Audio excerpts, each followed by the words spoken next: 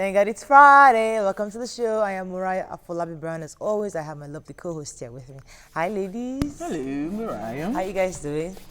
I'm Nima, fine. what's up? Nima is cool. Looking forward to the weekend. Really? What are you planning this weekend? Maybe I want to see my mom. She's a bit down. And I just want to rest. I'm always looking forward to resting these days. I see my mom every Sunday, so it's like a tradition every Sunday after church. You're lucky. Lucky. For house fellowship, go see grandma, then go to house fellowship. Like that's the routine. Oh, that's lovely. That's a good routine. Yeah. I wish I had my mom in Lagos. That would help. That it also helps with the with her getting to meet her children. Yeah, every time. It's cool. And distance favors you. Yeah, yeah. You just planned like that. How are you doing, Topsy? I'm very good. I like your hair. I decided to try something new. Oh wow, really, really nice. Well done. I decided to try something new. I just felt that I have this set of routine that I've gotten used to in terms of my hair and all that. However, my mom, you know this demolition, when it is afar, you can make mouth anyhow. So the demolition has come to our very close to home. I grew up in an estate and my mom has 2 shops within the estate. Yes, and they've marked it. So now we're dismantling everything, and somebody just took the paid rent for the shop. She has to refund the person back, and I'm wondering where we get that money from.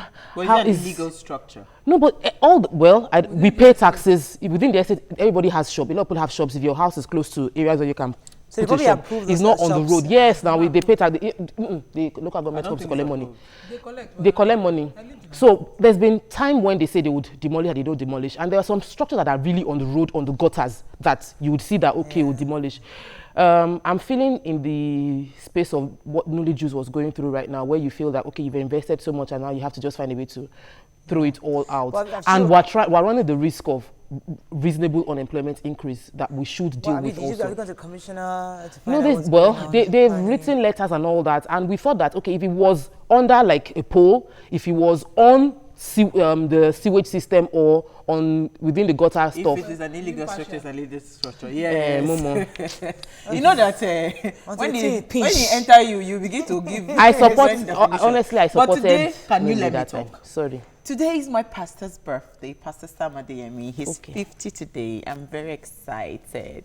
So I'm wishing him a happy birthday. And I pray that for all, don't clap. He's my pastor. For all the lives that he has influenced positively, God will continue to bless him and increase him. Trust me, Mariah, there are some people that if they had not gotten the call of God in their lives, I would not be where I am. And he's one of them. And I'm really excited about it. So happy birthday, Pastor Sam. I am a testimony of, this is my 10th year in Daystar, and my life has totally been transformed. And I'm sorry, but we need to honor, some people you just have to make that exception for them. What happens every time I get my ring? You always have your ring issues. You always have your ring issues.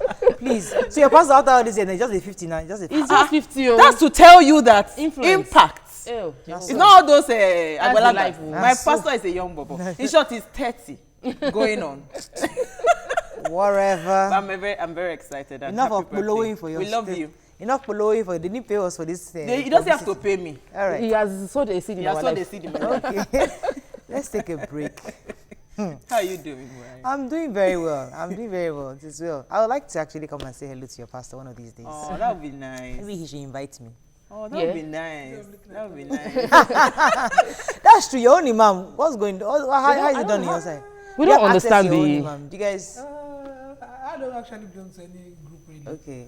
I just practice my faith the way I understand. Okay. You have pastors like imams. So wherever I find myself. You pray. Oh, that's good. Let's take a quick break. When we return, we'll look at the front pages of the newspaper. Stay with us. We'll be right back.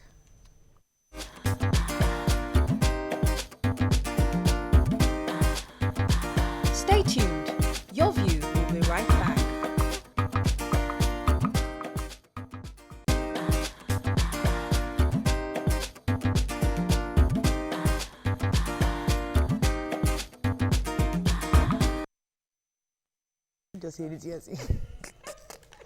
Let's start with the Punch.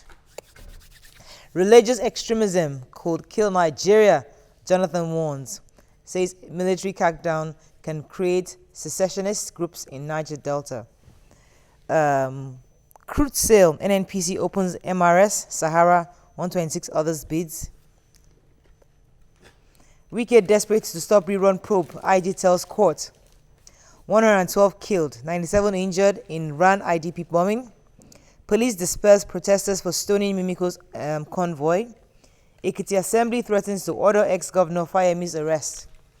Filmmaker Seun Egbegbe arrested for alleged fraud. Don't threaten Buhari over my appointment, says Onoge. And police can't stop Two-Face rally, says Fayose. Abikedabi era not indebted to us, says Diamond Bank. All right. I have the story of the Onoge. Onoge is in the front page of Nation. We'll take that there. Let's take the major headline then. Religious extremism could kill. Former president of Nigeria was addressing the Congress, the US Congress, and he was talking about Nigerian conflicts, the Boko Haram, the Southern Kaduna killings, and said the solution is already in the resolutions of the confab. All these decisions reached at the confab were enough if they were implemented to put all these things to rest. And I also agree with him that religious extremism could divide this country, that we should try to control ourselves with whatever faith we belong to. I agree with the religious extremism. However, I don't agree with his statement concerning confab, because he instituted confab and he didn't make it legitimate by instituting, making it go through the legislature before it should have been before the confab. They should have been empowered to institute it into a law. So right now, anything they're doing, they're still going to have to keep. They'll be doing the work entirely all over again, going through everything, sifting out the one they want to implement. But if you had done the right thing, making it legitimate from the beginning, whatever it would have just been passed into law. So I would put the blame at his footstool. If he wants to address us improving ourselves as a nation, he knows the president. He has access to the president. He should talk to the president one-on-one. Going forward would be that the Nigerian Senate and the National Assembly would start to pick those parts of the resolutions that are useful for this kind of issues that will have the Southern Kaduna killing, for instance, and start to put them into law. I was going to talk about that because the picture on Punch, unfortunately, they put that down. The suspects arrested in connection with the violence in Southern Kaduna during their parade by the police. So I guess the police trying to let us know that they're actually working on getting those suspects who perpetrated the Southern Kaduna killing. So there are quite a number of them here, and I hope these are. That's why it's important that Nigerians too should, allow the law enforcement agency carry out their duties. Yeah. Probably needed time to investigate and arrest. The shouting and the talking that everybody did is important as well. Nima, I agree that Nigerians were justifiably agitated, but sometimes you need to give them time. To arrest a person, you need to have facts. You don't just pick up people. And sometimes and witnesses. But if you look at it, how easy it was to pick up a Suleiman, that kind of stuff. You now start thinking, okay, picking up Suleiman was the Chibok girls, Murayo. Why I say that, I totally disagree with you on that. The Chibok girls saga that happened, if not for the outcry of people, the international body, people just thought, a lot of people thought it was not scam. Real. Okay. So I think it's important to shout. The Nation. Acting CJN Onogen, stop threatening Buhari. Omar, NJC should maintain stand and nominate lawyers to Supreme Court. Picture here of a gentleman who was abducted, I guess, by his boss for allegedly stealing. His name is Daniel Dabis, and his boss, Wale Odunuga. Row over defense of budget at National Assembly. Police tear gas Ondo House of Assembly protesters. Okay, so say GN Onogen. Yes, so the story is the acting CJN came to speak up concerning those threatening that if the president doesn't put down his name, they would do so and so. The fact of the matter is the CJN story is been dragging for long. It's almost 3 months that he's been in that position. Yeah, go ahead. It's almost 3 months that he's been in that position as an acting CJN. People have politicized the lack of him being picked in a substantive form. Like, okay, this is now the his name should be sent to the Senate. Yeah. Okay. Well, the thing is that what he's saying that they should do. They're politicizing the issue. He's supporting the president. That let's give the president time. Yeah, he's saying that don't give him an ultimatum. Yes. But I think the former military governor of Kaduna, Hanani, I think he was when I was saying specifically to the CJN. And then to the Senate, that they must not confirm or nominate another person for that position. That is either Onoge or nobody. Because after these 3 months runs out, he becomes illegitimate. He can't now run again for the position of CJN. His position as an acting CJN runs out February 10, and that's why people are shouting. Now people need what most of the speakers on this issue are talking about is fair representation. Yeah. You know, because they think it's tilting too much. All appointments tilting towards the north too Over much. the years, So yeah. they They think don't want that, it you know, to be disqualified. They need to be renominated. I So that think- this year can start at least another 3 months. Exactly. If you don't renominate him, he But, gets but disqualified. I and- heard If he's somewhere that qualified, he if cannot he's of even- age, he cannot be acting should. CGN twice. Well, I Or is know. that? I don't that know. was what I don't know. All right, how, moving on to strong that Vanguard very quickly. We'll stop Two-Face Idibia's planned protest, says police. Picture here again of the suspect paraded in connection with violence in southern Kaduna. Well done to the police. Let us give them a clap. I mean, once they are trying, let's acknowledge when they are doing something. 661 rifles. Customs invites Maersk Line APM terminals. And Nollywood filmmaker Egbegbe in police net for 6.3 million naira forex scam. Jesus Christ. This guy again. Nima has that story. Yes, so You watch, Wow. you watch you see that argument. Shehu Egbegbe is the guy linked to Toyin Aimako in the past. He's the same guy that, you know, was reported to have tried to pick up iPhones without paying. 7 iPhones. Without paying. December. And just yesterday, again, he decided to defraud Bureau de change operators of $9,000 and £3,000 Jesus Christ. What's wrong with this sterling, man? British pounds. So I wonder what is wrong with this guy. What's But and he, you know, amazingly, he appeared in the magistrate court 6 days before this particular matter. Is it because he was granted bail?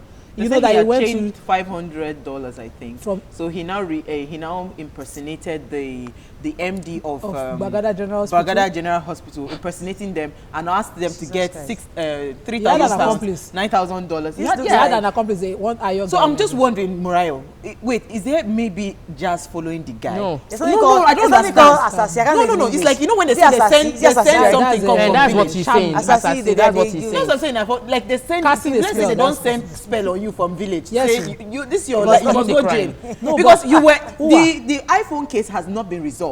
Still in the court. It's yeah. still in court, and yet you're now being caught again for this. Oh, this is not village spay. This is karma.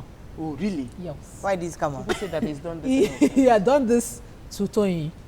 After they broke up, he tried to bring her down and made sure all producers of Yoruba films did not cast her. True, that's true. Except you know, any film he was going to you know, he's a film promoter. yes. He wasn't going to promote any film in which she was cast, and the lady had to leave this country to go and produce her films online. So is it her head that's catching It's you? her head. Nima, you like too much G? As in- Nima, is her head. How do you know it's her head that's catching Any him? one of you out there trying to do one woman somehow. So nobody will go and date you again. Whoa, please. No. I heard this one. No, Let me try. but anybody that is serious, You that is be blessed honest, when that you is do sincere, that. will date Toyin. I think That's that what we're Rachel overpolice. said. And Toyin is Advocate. advocate. Yes. Moving on to Daily Sun. Dangiwa Umar explodes, okay. Says Buhari appointment pro-North, urges Senate not to confirm any nomination outside of... Okay, that's Dangiwa Umar, not Hananiya. It's actually Dangiwa Umar, the former military governor of Kaduna State, yes. Jonathan to Buhari, implement confab report. That's so.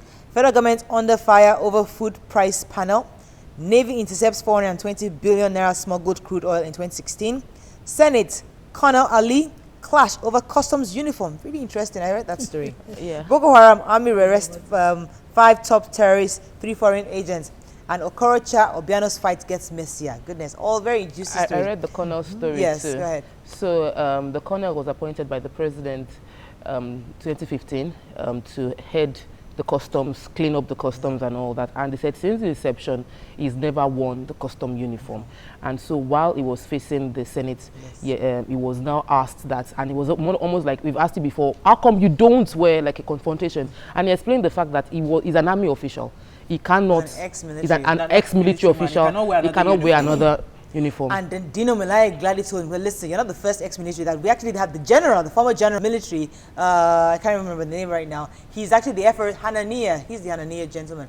He is now the FRSC boss, and he's wearing the FRSC uniform. So what makes you have two heads? I mean, and my point he didn't use that word. let me even say something. Honestly speaking, if you are a military ex, taking up this appointment, you should know that this new position comes with its own, it comes with its own perks, regulations and whatever. So, I mean, leadership by example will tell me, put on the uniform. Because it doesn't to the Senate, it's a bad example for the junior for the staff people. because you're the boss. Yeah, and even the day I saw him with when they confiscated the guns, and I'm wondering like, why is this man wearing kaftan? Why did they you bring even know who he is? You won't even know that he's the, except you know him. Well, I'm not someone I think when that's you crazy about uniforms and all that. no, when I you think join, as long as he can do his job. no, when you have joined the force, the uniform is a model to recognize everybody in the customs. You are no longer the colonel. You are now the head of customs. So you wear the uniform with Afterwards, them. you can drop their uniform for them. Let's take a break anyway. That's all. That's front page. We never get to this on time. That's all we can take on front page review. When we come back, Two-Face Sidibia and his protest is hot on social media. Everybody is saying, should we or should we not? Let's hear your thoughts. Stay with us. We'll be right back.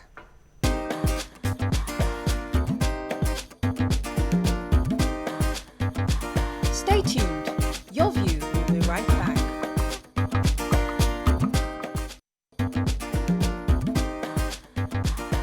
Welcome back to Your View.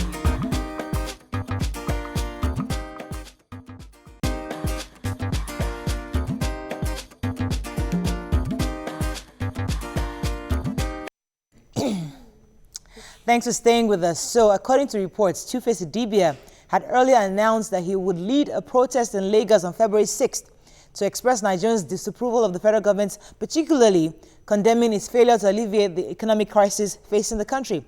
The Lagos State Police Commissioner, Mr. Fatai Owusheni, however, warns that hoodlums would hijack the protest and use it to disturb public peace and wreak havoc in the city. Now, what are your thoughts on this? You can call us on 070-806-6801, or you can tweet to us at TVC Connect.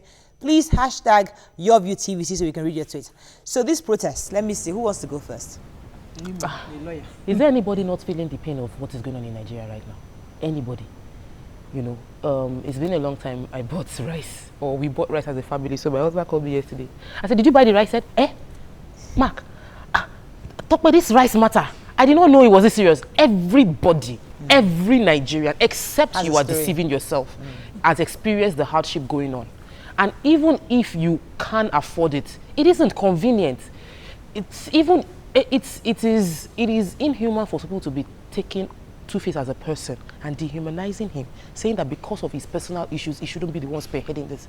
It is wrong for anybody to make him the subject of this protest. This protest is Nigerians. He's the face, but it is about Nigerians saying that we are feeling something. It is not even a protest, it's a march to demonstrate for the fact that... It's a peaceful march, actually. Yes, it's a but peaceful what march. The commissioner is saying, listen, hoodlums would always use this opportunity to wreak havoc, and because he's his own number one primary responsibility to ensure that there's safety, security in Lagos State. So you want to do a protest, go and do somewhere else, not in Lagos State. Owusheni is living in Lagos, so he's feeling what is going on, just like he's living in Nigeria and feeling what is going on. So if the police wants to ensure that they prevent havoc or prevent the hoodlums from taking over the protest, they should join and protect the march. Okay. That's the job. Protect the people in the march. The procedure for protest will be to write formally to the Nigerian police in Lagos State, for instance, the Commissioner of Police in Lagos, and inform him of a protest, even last month, which he has to approve of. If he has any reason to suspect that it could be, taken advantage of. I don't think he has to approve, because according to what Governor Fayose was saying, that the Court of Appeal affirmed a judgment between Inspector General versus the Nigerian People's Party that protests or gatherings do not require police permit. According to Governor Fayose, he was the one stating this very clearly. So if it's a peaceful protest, why would you need a permit? The idea is you're just going to march towards one cause. As of last year, I remember it was even in the papers where the government required you to get a permit. Mariah. So I know he's stating what year is that? A judgment. What year? I didn't pick up there. But you see, he's stating a judgment, yes. But it might not be. It might be post-dated to the new situation on ground, which I am aware of. Now, if the Commissioner of Police has reason to suspect that he could be taken advantage of, it could get out of hand, it could be uncontrollable for them, and say, do not do this protest, I think they should go ahead and try to find a way. But do we realize that to resolve this hoodlums against disobeying him? Plus citizens, plus everybody. They are all feeling the same. The reason why you are a hoodlum is because the economy is pinching you. So at that moment, hanging the same way football somewhat unites us. When you are watching football, nobody cares. The guy, the driver, the security guy, everybody is watching the football at the same time because Nigeria is playing. At that moment, this economic issue Everybody's feeling it. Right. So if the commissioner is saying, oh, hoodlums, the hoodlums are feeling the same, so they are likely The hoodlums will likely join in the march. Peacefully. It's possible. You know, Most likely, when you have artists like that staging a protest, it might. We had the Ojota protest at that time. Violence? There was, to some extent. Yes, there was People some got things violence. stolen Yes, from somebody them. died. And those are the issues we are That was raising. riot. Can these persons guarantee the safety of the people partaking? It's not in their this job. protest? It's the job of Wait, Commissioner they Woshe to cannot. guarantee the And if safety. the commissioner is saying we do not have this capacity at hand, shouldn't they be finding a way forward as against disobeying him? That the governor of Why would they disobey? this They don't protest need is not being done in according Ekiti to what State, I'm for hearing instance. from this It's being done they in don't need his Lagos. permission. This protest is in Lagos. Yes. Is anywhere else? Lagos. And this man covers Lagos. Yes. The commissioner is for Lagos. But And he's saying you cannot hold this protest here. And the governor of Ekiti State, who has not finished guaranteeing the safety of the state, is saying you should go ahead and hold. Okay, all right, let me let you, Nima, Uwa. We as the Eastern Christian Center, we organized a walk at 1 year like that. I can't remember what year it was, and we informed the proper thing to do. I am not one to break any law. The proper thing to do is to inform authority. Like in Lagos, we informed LASTMA because they were able to organize the walk, make sure everybody was in line and there was no traffic obstruction in any way. Now, I am not one to join protests because I just believe it's talk shop. You go, you shout, and then what? Nothing is done. Ojota happened, the Occupy Nigeria happened, and as soon as there was some shaking in people's jobs being threatened, a lot of people ran back to their offices. If there's a problem, which we understand that is an economical problem, what exactly is the solution? I don't think, honestly speaking, a walk will solve the problem. Okay, let me take this call. What can solve the problem is probably sitting down and dialogue. Yeah, we've been talking for a while now. Let me talk to Buddy. Ah. Buddy from VI. Buddy, are you there? It can't solve the problem. Buddy, thanks. Are you there? Hello, Buddy. I'm here. I can hear Please you. go ahead. Thanks for calling. Go ahead, please. Yeah. Well, we're just very pretentious in Nigeria. The Supreme Court has said you do not need a permit to assemble, to protest. You don't need a police permit to do any of such things. And secondly, I think we should start applauding people like Two-Face, who are becoming to, speaking the conscience of the people. Most of the people condemning these things are applauding Madonna and Beyonce for protesting in America against Trump. So you have a right to protest. If police people saying they need a permit, if Two-Face was saying he was going to protest and do a rally in support of the welfare of policemen, will he ask for police permit? Thank you. The essential thing here, we should not turn Nigeria into a dictatorship. You have a right to peaceful protest. If the police suspect that hoodlums will hijack it, it is their own constitutional responsibility to ensure that they don't. Thank you very much, Buddy. Yeah. Thank you very much, Buddy. I like the points Buddy made. Yes, because I was going to say that when we have a march, it's a march. The march is against the hardship people are facing. When there are marches in support of government, will we have the same thing happening? Because the point is, in any case, the police is always aware. And I'm saying that they're not unaware of this. Yes. They're not unaware. Yeah. They're saying that we fear that it will be hijacked. So what can we do to prevent it? Now, Stop but it. for the Nigerian I rather say citizens, don't stop it. Don't say that we should stop. What a Nigerian would probably, internationally, because even after Trump has been sworn in, there some was women a major now came millions. and said they're after the fact. However, what I think Nigerians expect right now of the government is to prepare to speak to the people on that day. So what the Minister of Information has been doing, okay, yes, there's a protest coming up. What am I going to say? Let me go there. What are the issues? Let me understand. Let me go there. Let me plan to be there and explain to you what the government is doing step by step. Because they have to be accountable. Listen, it's not all the time that the leaders are going to see every constituency. Let me explain something to you. You know why I say I don't agree with that? You know why I say I don't agree with that? Because when this, which state was it? Osun State, the what's his name now? The governor of Oyo State. Yes. When the students went to on that protest walk, they were not listening. You see, the thing is that when there's a mass crowd like that, people will just be shouting. Some people that do not have an ideology of what exactly the walk is about, those are the people that usually are the loudest in that kind of a walk. Okay, so what I would rather you do, sit with these people. Oga, we will shut down the entire entertainment industry. We will shut down Nigeria. It's not entertainment. This is not entertainment. This is not entertainment. Let us shut down Nigeria if you are not going to change the situation. That makes more sense. It's more impactful. Let me take this call from Richard. He's been holding for a while. Richard, are you there? Yes, I'm here. Go ahead, please. You see, one thing I want to point out about Two-Face Idibia is that Two-Face is not hungry. By the grace of God, that gentleman is not hungry. Exactly. He can take very good care of himself and his kids. Those people attacking his personality because of this are just making this protest going to be more fun and more very, very revealing to Nigeria. This guy wants to speak for the average Nigerian.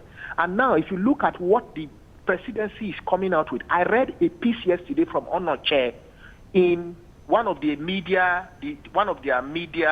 group in the presidency, asking Two-Face to come out to a television station and speak what he has against this government. Look here, there is nothing against this government. This gentleman is just saying that we are hungry. We don't need Two-Face English. We don't need Two-Face grammar to understand that I am hungry, Mutrai. I'm hungry.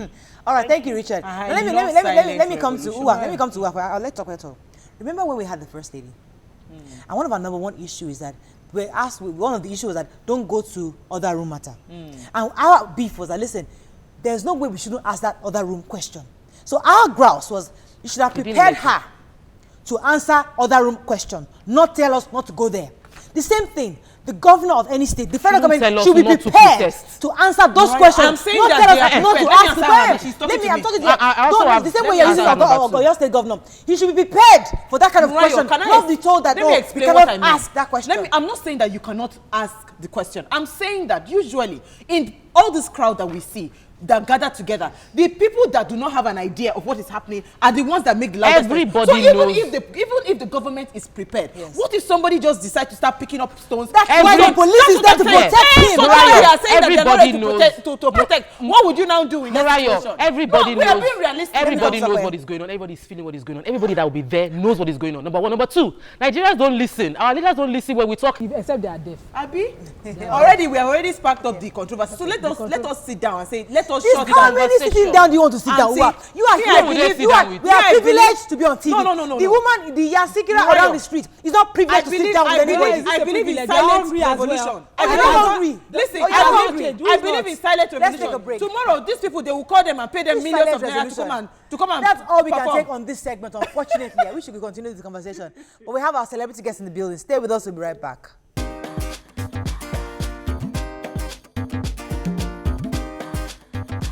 Stay tuned. Your View will be right back.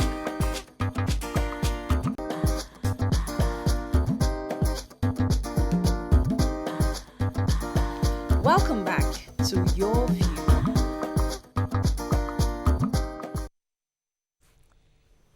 Welcome back. Now, Shola FOSUDO is Nigerian prolific dramatist, scholar, critic, film actor, director several Nigerian films. He's currently the head of the Department of Theatre Art, Lagos State University, Director of Information. Welcome to the show, sir. We're so used to seeing you on TV. Thank you very much. I'm not the current head of the department. Okay. Anyway, but, yeah. Oh, really? I was, you were the former. You're not the former. How are you doing? We know you like to lecture.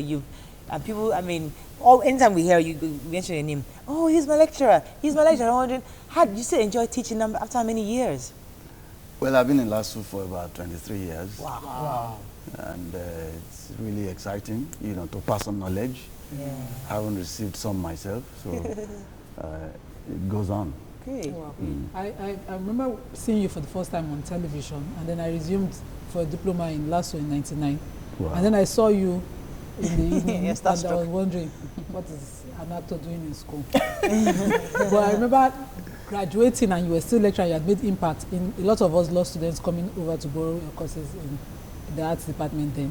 I wonder, how do you switch?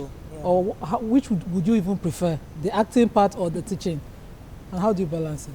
Well, it's the same thing. It's one and the same thing. I studied theater arts, so if I'm teaching and I'm also practicing, theater by acting, I think it's the same thing. But your I want to students, latch do on. they take you seriously? Because You dare not. You cannot. no, because like when you see maybe for instance you're acting a very foolish role on That's an on expensive TV. mistake. And you now come and the lecturer is trying to be. So how do you keep yourself really serious and they know that okay, this is lecture time? It's actually more fun, I mean, because they know that I'm an actor. So sometimes, even in class, I demonstrate, and students like to see you actually, putting the thing into some action. All right. So when I'm demonstrating, they are learning more. Wow. Okay, so that brings me to the question I wanted to ask. You see, the thing is, we don't have as many lecturers acting. You are not, and I feel that people would respect you more when you teach them and they know my teacher can do more than what I'm doing. You have proven that I'm a professional actor. I've done it well. I am teaching it. So you're a role model, you're a teacher, and they can look up to you. And you've been doing this for 23 years. How do you get other colleagues of yours to do the same thing, practice what they are preaching to the students? I'm not alone in that. I know you're not. There are a few others who are also practicing. Maybe not necessarily in acting. Some of them are writers. Some are directors. But because acting is, before the people, so people know that. And there are a few other actors too. Afiz Oyetoro. Yes. He's in Adeniran Ogunsanya. Kola Oyewo, he was in the Redeemers. There are a few others like that. I wanted to, because we were talking about something very sensitive, the current hardship right now. And what role do you think, because a lot of people in Nigeria truly look up to people that are OAPs, once they can see you on TV, whether you're in the movie industry, you're in the art industry or whatever it is, once you're popular, people see you on TV, they just believe that you are their role model and you have some form of influence. Now, with the current situation of what is happening on ground, how do you think people in the entertainment industry can handle this kind of issues and present it to the government and get them to listen?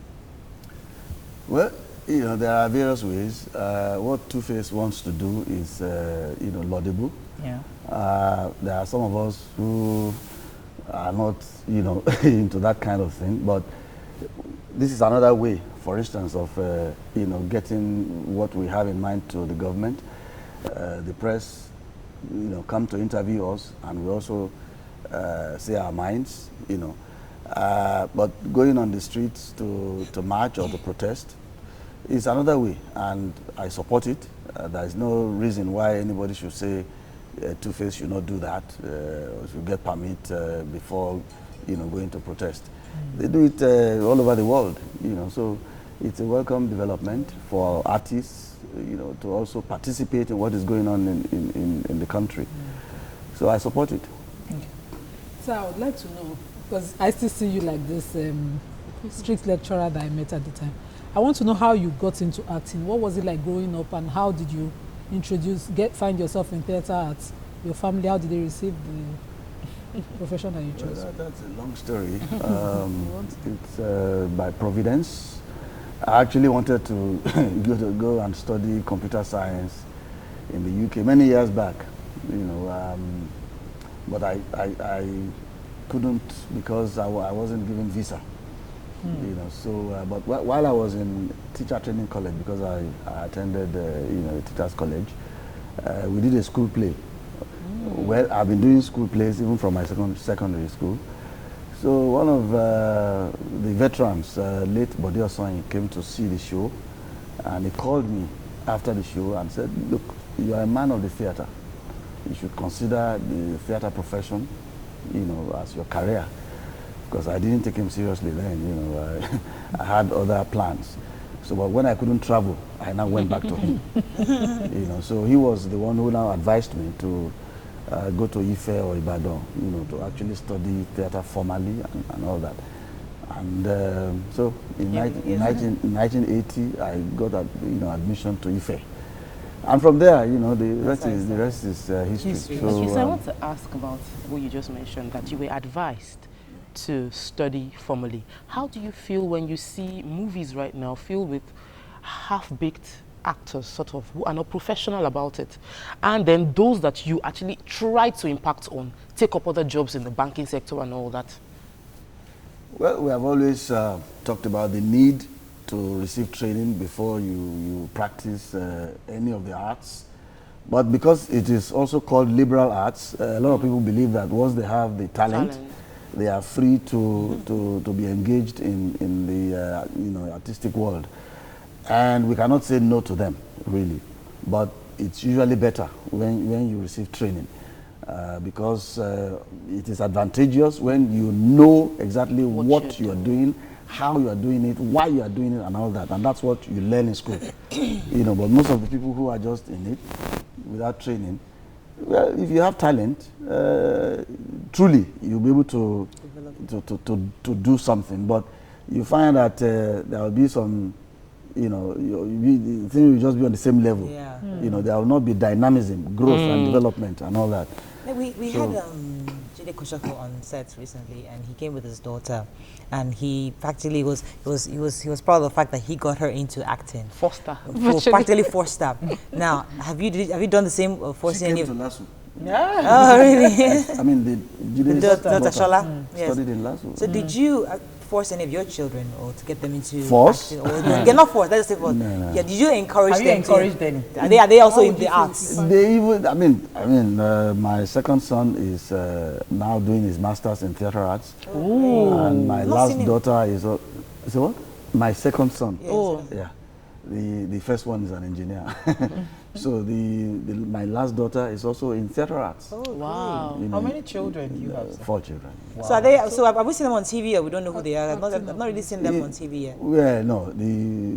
That guy is a writer. Oh. So but he's done 1 or 2 acting things too. He's still young, so. I don't know. I mean, it depends on what God has for everybody. When I started, I didn't know that I would be popular. I was just doing my thing. Doing your job. So along the line, it became something bigger than, I could even manage, So he's just starting. Only God knows. I want to talk about popularity, and I love the fact that you said you didn't know you were going to be popular. Some people, popularity just happens on them. And some people look for the popularity. So, how have you stayed out of the tabloids, especially when it comes to your family life with your wife? There are some small mosquitoes that hang around that she has to squash. So have you stayed, with your wife? For me, there are no more mosquitoes. No more mosquitoes. No, so they used but to be. you passed that stage. No, we know your history. We know you now. You're like you. We know you. We know the. What do you know about me? I know. I feel this. I know. But how have you the marriage life? Has it been? And how long have you been married? Well, I think to God be the glory. We're married now. 89. How many years that? Yeah. That's almost 30 years. That's 20. No. 20. That's 27. 27 years. 27, It's just how good our math is. So to God be the glory. God has been in charge and in control of my situation. That's good. Nobody has the power. Oh, guy, you used to be a bloke those days. See, now we see grey hair. But we know you those days, man. You used to, on TV, you come on screen like, damn, TDH brother, the guy, the whole stuff. So we know you. So were you ever in the game? The young shall grow. I'm sure very soon some people will be telling you too that, TVC, we used to see Yeah. So, everything depends on focus. For instance, there is a course we teach in theater ethics where we tell our students, the young ones, you got to have the right motivation for coming to this profession. Some of them have what we call the profit motivation. They think there's a lot of money in this thing, so they are coming because of the money, and they are focused on that. We have what we call social motivation. Some of them are looking at the fame, the popularity, and they just want to, but some of us are humanists. Influence. We believe in what we can contribute, to society and to humanity. So that's our focus. That's my focus from the beginning. I told you, I didn't know that. I was just doing my thing. I was just busy running up and down. You know, I just want to be involved to do you know, my job. And along the line, you know, it happened. You know. Take a quick break. When we come back, we'll talk. I would like to focus a bit on this humanity direction, because the situation you're in right now in Nigeria, we need direction. We need humane movies to help us understand where we're going to. So when we come back, we'll talk more about that. Stay with us. We'll be right back.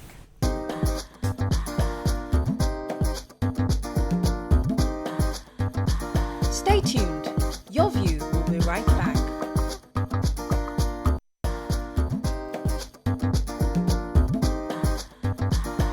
Welcome back to Your View.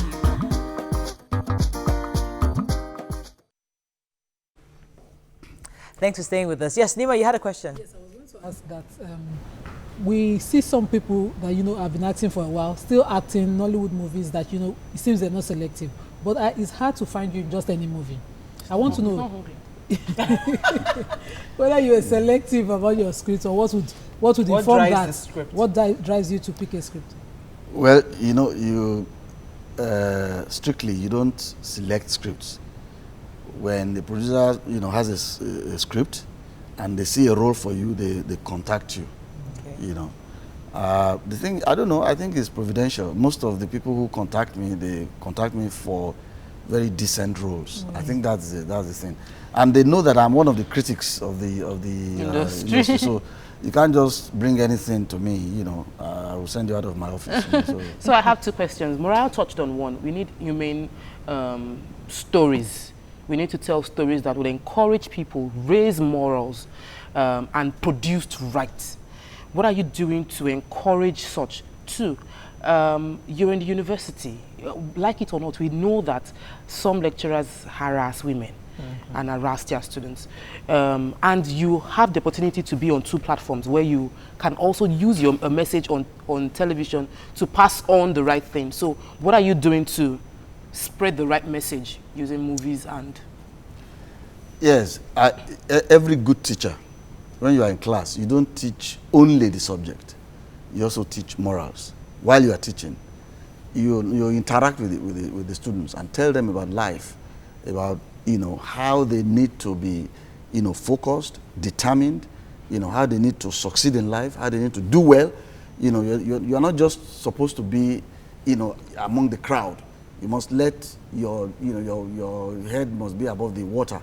So we teach them all that, even while you're teaching in class, and they get inspired, they get fired, you know. So most of my students, they say those kind of things about me, you know. So and I know that every good teacher should do that. Let's call for one of your clips. So for those of you that have not watched him on screen in a while, look at this. Arthur! Raymond, why are you leaving? You brought me here to be insulted. In what way have I insulted you? That woman! You brought that woman to insult me. Didn't you tell her the caliber of people you were inviting? Arthur, when are you going to change? Change? Change to become a fool? Raymond, don't try me.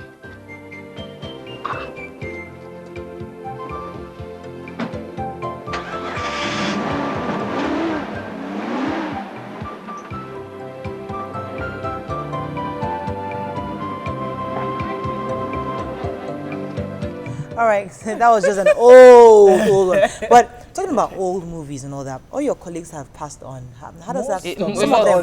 Some of them, but how have you stayed healthy? How have you? What do you do? Just keep going on, and how does it make you feel when you feel like almost all your colleagues in the industry have? Some of them have, not all. Some of them have locked out. Locked out. Well, see, everything depends on God, really. Only a few have passed on, you know, if we look at it very well. But Justus is a senior colleague. It's not, you know, I mean, he's quite older. My own colleagues, many of them are still around. And, you know, I think our own time is different from, you know, that time. Yeah. You know, the situations have changed, and people, I believe, practicing now under, you know, better conditions. So how do you stay healthy? How do you keep yourself? What do you have a routine? Do you work out? Do you eat something or don't eat something? Well, yeah, I'm very particular about my diet, and I do sports. God is the ultimate. Oh, yeah, that's true. Let me take this call. Dania. Dania, are you there? Tennis. Good morning. Morning. Thanks for calling. Go ahead, please. Yeah. Please, I would like to join up with two-face protest. Go ahead, I have sir. a warning for two-face. Please warn two-face to abide with police advice. Public protest is different from union protest, military protest, or departmental protest. Thank you. You can control all this, but at a stage, you cannot control public protest. Okay. Thank you. Thank you very much, Dania. Thanks for your We know you have a pet project. pet project. Yes. Tell us about it. Yes, the Blessed Fruit Foundation. Blessed Fruit Foundation for widows and orphans. This foundation was launched about nine years ago when I was going to be 50. Yeah, 59. I know you say that. And that was the time that I started, thinking about my life and what I'm going to contribute to society. I started, communicating more with God. And it was actually a call, I asked God what he wanted me to do. And I was asked to read a particular verse in the Bible in the middle of the night. And when I read that, verse, I got the message that I should work for or with widows and orphans. And that was when I was 49, so and now instead of doing a party at 50, I decided to launch that foundation, Blessed Fruit Foundation. What have you done so far? What has the foundation done? Yeah, we have several programs. There are about 300 widows registered with us now. Wow. Yeah, and several, widows' children, also more, over 300, and a few orphans. The widows, we have a program we call Business Empowerment Program. We facilitate loans for them through the bank. Okay. We started with LASU Microfinance Bank, but now we're working with First Bank Microfinance. I think they changed their name to Let You Go, Microfinance Bank. So every year we empower between, 30 to 50 widows, and they collect, sums ranging from 50, 100, 150, 200, 250,000. Wow, that's good. For those of them who are still active and want to do business, So do you train them on the particular choice of business No. to do? They write to us. Okay. Some of them were already in some kind of business, but no funds. All right, we have to round up. But before we run off, I know that this interview is not about LASU, but I wanted to know, because I knew last time you came here, the LASU issue, the strike issue, the issue of the school fees increase and all that. How has that been resolved, and what is the government doing to support what you're doing in LASU? What's the situation right now in LASU? Are we good? LASU is stable now. There is a peace in LASU. The current vice chancellor is very young and visionary. Okay. Is dynamic. He knows what should be done to stabilize the school, and he's getting the support of virtually all of us and the government. Yeah. The school fees, I think, government itself under pressure at that time. The last convocation we did, Governor Fashola came to, former governor, came to announce a reduction of the fees, by himself, and the students were, were very happy. And so since that time, they've been paying the old regime. So Ramon says, Baba FOSUDO, I hail you, I love seeing you in the movies. Your movies are always a hit. May God continue to bless you. And, well, most of the other tweets are about the protest. That's all we can take on the show. Thank you very much, sir, for coming. Thank you so much. Thank you. That's all we can. That's a wrap on the show today. Have a fabulous weekend. See you on Monday. Bye-bye. Happy birthday, Timothy.